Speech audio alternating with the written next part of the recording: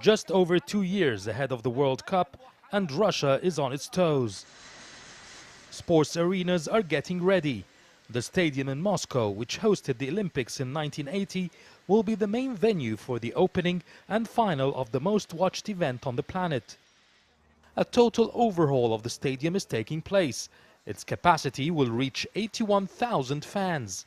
Construction began in December 2013. 1,500 personnel are now working around the clock to deliver the complex in mid-2017. The World Cup is not about building stadiums and football, but also it's a catalyst to develop the city of Moscow and other cities. The railway station and transportation is a big example, such as the one we're at here. We were told we were the first media to be allowed at the construction site of Shelepikha underground metro station. It's one of several under construction.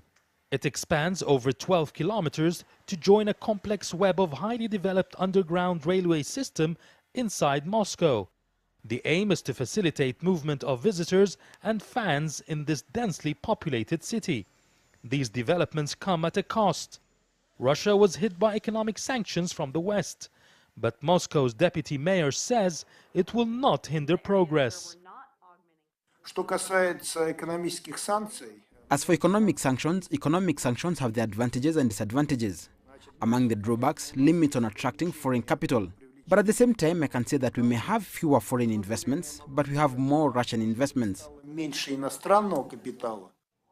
In fact, there is a sense of optimism that sanctions could actually be good for the country.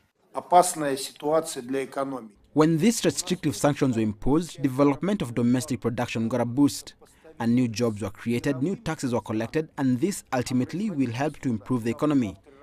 And any sanctions and economic difficulties sooner or later will end. Efforts are evident on the ground. Officials say all these projects will not only serve the foreign visitors, but will benefit the Russians as a whole. Yasser Hakim for CCTV, Moscow.